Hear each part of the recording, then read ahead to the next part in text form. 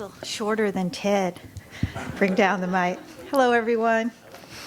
I have the pleasure of presenting preliminary findings from STEMconnector's environmental scan of the semiconductor industry, which was developed during the past 6 months by our research team that includes Jessica Johnson and Paul Paredes right up here at the front table. Let's see if I can work the slides.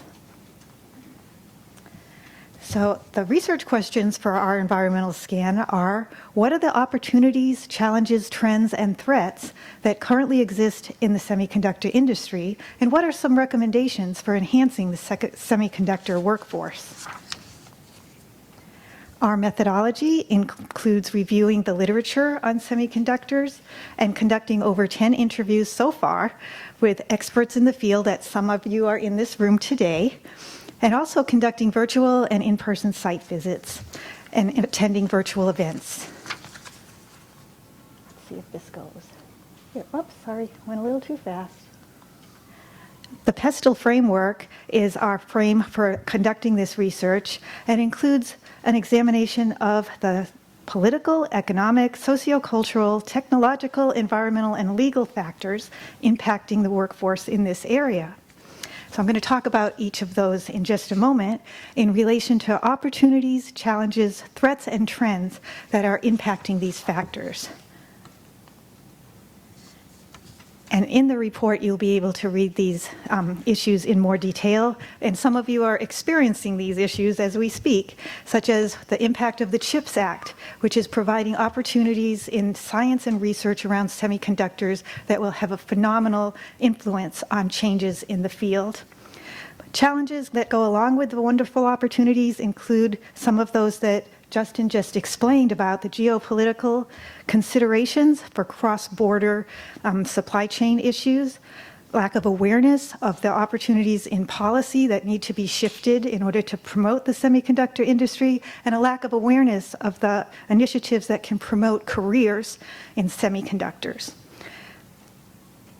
Threats that exist that you may have been hearing about in the news include ransomware and extortion, bad actors that are participating in threatening our semiconductor industry, and also the chip shortage that continues to be a threat to the industry and in our economy.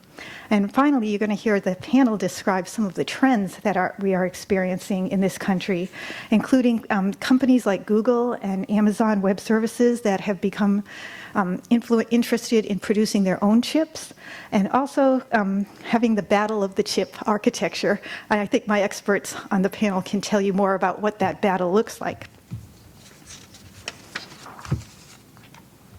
So let me just briefly, in just a couple of minutes, tell you a couple of the factors regarding political and economics. The CHIPS Act is such a significant change in the economy for this particular industry, and it has so many opportunities for all of you in education around STEM, and will be very helpful to the semiconductor workforce as well. Other things that are very influenced by political factors are the recent USA policies on import and exports. You might have just heard that in the news about a week ago in regard to how that will influence our relations with China. Sociocultural factors include education, career awareness, and access to opportunities. And so, for that, I think Ted just mentioned our ebook on semiconductors, which is a strategy around helping high school age students and their teachers learn more about what it takes to have a career in semiconductors. So if you're interested in helping your students understand the field, this ebook provides quite a bit of information on that, and includes some of the people we interviewed for this study from Verizon and from Micron.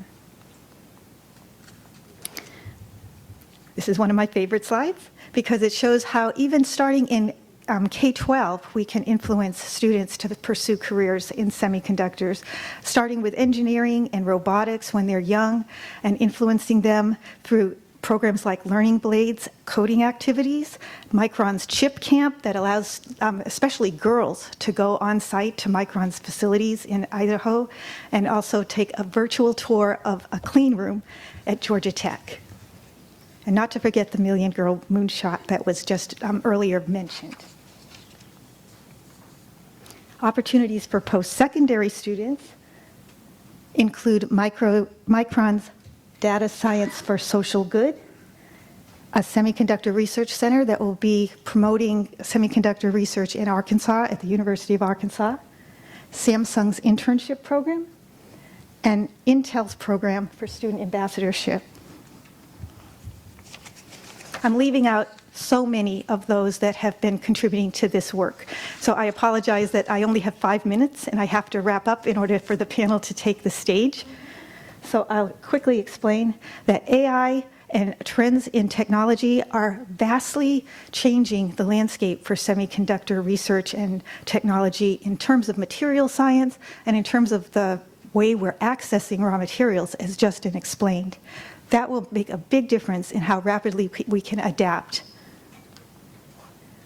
And especially with consideration of the environment. We're not just ramming down the road trying to build chip factories all over the country and make this production workforce happen without consideration for the environment and how to handle e-waste. Part of the research that's going on right now has to do with making sure the environment and our planet are safe in the future as we move forward with advancing the semiconductor industry.